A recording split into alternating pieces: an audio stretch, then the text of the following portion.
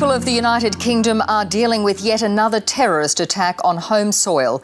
7 people were killed and another 48 injured when 3 armed terrorists struck right in the heart of London. Hello, I'm Paul Berry. Welcome to Media Watch. And as Islamic extremists once again murder and maim innocent citizens in one of our favourite cities, Australia's Pauline Hanson has adapted this graphic warning from London's police to call for a total ban on Muslim immigration to this country. Stop Islamic immigration before it is too late, Ozpol. Australia is tired of telling both sides of government that Islam is incompatible with Australian values. Recent polls have shown that after missteps and scandals, support for Hanson may be on the wane. But she is inspiring wannabe politicians in the same mould, and some in the media are ever ready to give them a megaphone and let them wrap themselves in the flag. If you don't love Australia, it's simple really. You can pack your bags and leave. She's been dubbed a blonde Pauline Hanson, but Kim Vuga says the One Nation leader has sold out and that it's her party that's going to be the next big thing in politics. Kim Vuga is founder of the Love Australia or Leave party, and before that she ran a Stop the Boat People campaign on Facebook with the catch cry, "This is Australia. We eat meat, we drink beer and we speak English." Vuga first came to notice in 2015 on SBS's Go Back to Where You Came From. But last week, Nine gave her another primetime chance to pitch her policies, to ban Muslim immigration and end all foreign aid, and to put herself up as a rival to One Nation. She's also promised to go one better on Pauline Hanson's promise to take disaffected migrants to the airport. I would go even further. I would go to their house and help them pack. Watch out, Pauline. Here I come. And just in case viewers were concerned that Nine was giving a platform to racist views, reporter Tim Avia was ready with the question to really challenge her. Are you a racist bigot? I'm most definitely not racist. I'm tired of hearing the word racist, bigot, xenophobic, just because you want to protect your country. Nine claimed their story, which also ran on Facebook, was an exclusive. But this wasn't actually true, because when Vuga's new party was registered last October, she made headlines in the Newcastle Herald, news.com.au and Crikey. But why was she suddenly news again? Well, according to Vuga, it's because her Love It or Leave It party is surfing a new wave of interest and excitement. The memberships have just been flooding through via email. I can't keep up with the amount of phone calls. Vuga won't say how many members the party has, which probably means it's not many, but she hopes to run in the next federal election and to have a candidate in every state. So, how well did she poll in the last one? Kim Vuga ran for the Senate in the last election, but received just 172 votes. Yes, 172 votes, which saw her beaten by 70 other Senate candidates in Queensland and half of the independents. Ahead on 215, for example, was Greg McMahon, whose gripes included Australian cricket team selection in the 1960s. Also ahead on 393, with more than twice as many votes as Vuga, was Greg Beattie, former president of the anti-vaxxer Australian Vaccination Network. Not surprisingly, Nine News had no exclusive with either of them. So why did they give Vuga a platform? Well, of course, we all know the answer. Conflict and controversy is a winner, and so is bashing Islam. So it's little surprise that Vuga popped up on TV again a few days later on 7 Today Tonight in Adelaide, which gave her another opportunity to spruik her views. We need to deal with the Muslim issue in Australia, so the Muslim community can either be, a part of the solution or remain a part of the problem. Kim Vuga tells Media Watch those 2 TV appearances have brought the Love Australia or Leave party several hundred new members. And given more airtime, she may well become really famous. In the wake of the London attacks, Britain's Prime Minister Theresa May suggested we've become too tolerant of extremism. But in a heightened climate of fear, perhaps the media are also too tolerant of extreme and divisive views. Surely the last thing we need now is another media-made Pauline. But now to lighter matters and an extraordinary outburst on morning TV from Carl Stefanovic, one of Nine's biggest stars, who last week went in boots and all on the Daily Mail. It's a news website, one which seeks to profit from criticising and publicly humiliating people, women especially. This site specialises in shaming women. It has a despicable track record of denigrating women for who they are. So, what on earth could have prompted this scathing attack? Well, the Mail's been hounding Stefanovic ever since he left his wife and started seeing a younger woman. And barely a day has gone by in the past few months when they haven't been on his case or in his face. But the last straw was this story last Thursday. Carl Stefanovic checks into Humble Caravan Park with a Channel 9 colleague and 12 cans of pre-mixed rum. But girlfriend Jasmine Yarborough is nowhere to be seen. Underneath the headline, we were treated to around a dozen secretly papped pictures from Yamba in northern New South Wales of the Channel 9 star holding a couple of six-packs or in company with his female producer, whom we've blurred but the Mail did not, with the obvious implication that he drinks too much and they were on together. And it was clearly this that got Stefanovic riled up. The sleazy suggestion we're checking in somewhere and that I'm, quote, settling in for a long night. Fact. This was work. And the Mail could easily have confirmed that, because Today ran this special on the prawn crisis in Yamba a month ago. And yes, that's how old the pictures were.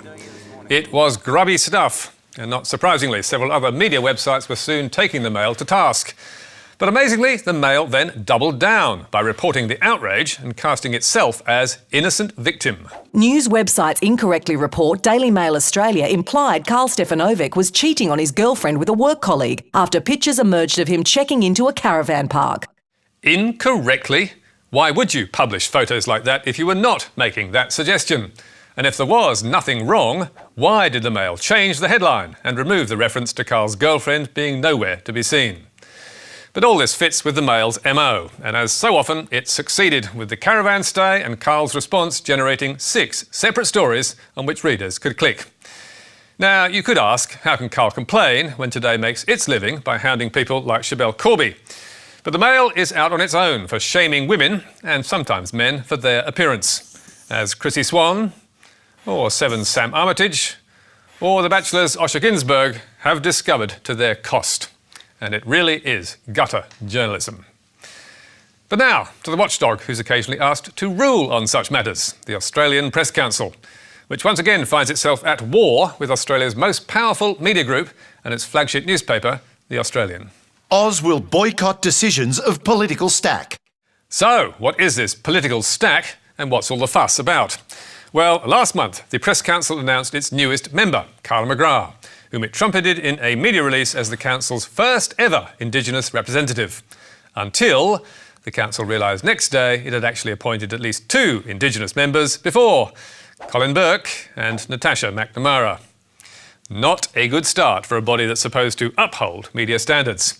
And it doesn't get better, because McGrath is Deputy Chair of independent grassroots group Get Up, whom News Corp's Miranda Devine characterised somewhat harshly on Sky last week as the extreme left-wing political activist group that is effectively the militant wing of Labor and the Greens and the union movement. Like her colleagues at The Australian, Devine is clearly not impressed by McGrath's appointment, arguing it's the equivalent of putting, say, President Assad from Syria as head of the UN. Well, it's not, but she does have a point, because as you can see from its 2013 election ad, Get Up is not a big fan of News Corp or its newspapers. Their owner, US billionaire Rupert Murdoch, has an agenda to get rid of our current PM. Fair enough. We all have an opinion. The political bias presented as news is, well, misleading crap. As a paid-up member of the Press Council, The Australian is bound to publish its decisions and accept any findings. But it's often been at war with the Council in the past, running a long and vicious campaign against its former chairman, Julian Disney, arguing over decisions it didn't like, and in one memorable spray, calling the Council off the dial, boneheaded, ponderous, on a crash course with reality, drunk on power. So, the Press Council should surely have anticipated an adverse reaction. But it's also not just News Corp that thinks McGrath's appointment is a mistake. Plenty of rival journalists and their union agree. How can the Deputy Chair of Get Up, which actively campaigns against one side of politics, be on the Press Council? Journalist Union calls for activist Carla McGrath to quit Press Council. News Corp, which voted against McGrath's appointment, has said that 5 of its papers will now refuse to cooperate with Press Council investigations or accept its adjudications. But Devine thinks it should go even further and withdraw all funding and support. She's apparently very well qualified in other areas, but she is completely disqualified by her relationship with Get Up. And he was told this, the Press Council, the other members were told this by the media members, by News Corp representatives on the board and others, Fairfax, I believe, as well. And they just paid no attention. They thought that it was irrelevant. Well, it is the only relevant thing about this new member. Miranda, for once in a lifetime, we agree there is a problem. McGrath is indeed an impressive individual, but her appointment was always likely to weaken an organisation that now more than ever needs the respect of everyone in and outside the media. The Press Council told us she won't be adjudicating anything for 12 months and that the overwhelming majority of the council members was satisfied that any potential conflicts of interest could be successfully managed. But we doubt that will be enough to appease the nation's biggest newspaper group or avert another unnecessary, long-running war. But finally, let's go to international news, courtesy of Seven's Weekend Sunrise. Spare a thought for this guy whose task was made significantly more difficult by the 3-metre python curled up under the hood. The man made the shocking discovery by the side of a road in South Africa. Ah, how's that for happy motoring? No wonder Weekend Sunrise thought this was important news and wanted to give their viewers a few useful tips on how to get rid of such unwanted passengers. In a bold move, he grabbed the snake by the head, but he needed help to uncoil the lengthy reptile, which was wrapped around the engine block. Once free, they dropped the snake back where it belonged before it slithered away. The kids screaming in the background. But did you hear what the kid's saying? The kid's saying, don't put it in the car! Don't put it in the car!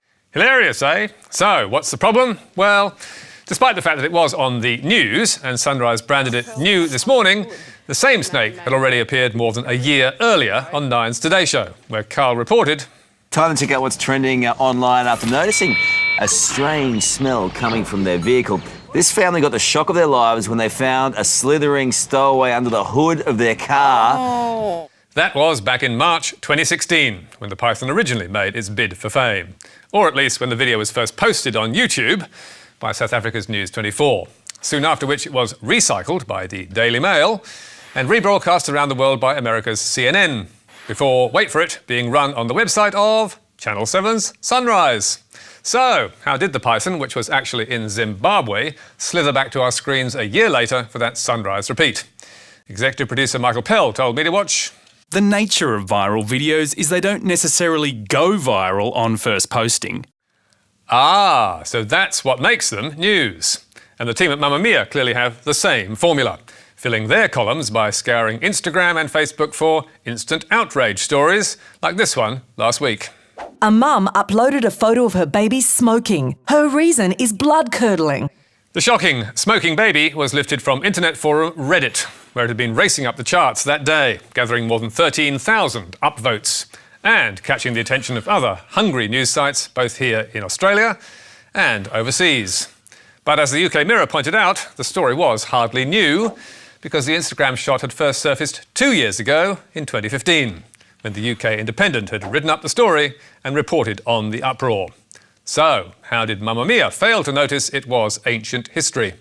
They told us... Mamamia is not purely a news site and has not filed this story under news. The story discusses an image that caused a lot of conversation, generating more than 1,000 comments. At Mamamia, we write stories about what women are talking about, and that encompasses a wide territory of topics from a wide variety of sources. And she might have gone on, but didn't.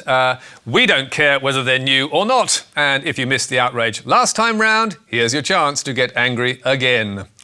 And you can get angry about our stories all over again on our Facebook page or our website, where you can get a transcript, download the programme and see a full statement from the Press Council. You can also catch up with us on iView and contact me or Media Watch on Twitter. And don't miss Media Bites every Thursday on Facebook, Twitter and our website, and also on iView. But for now, till next week, that's all from us. Goodbye.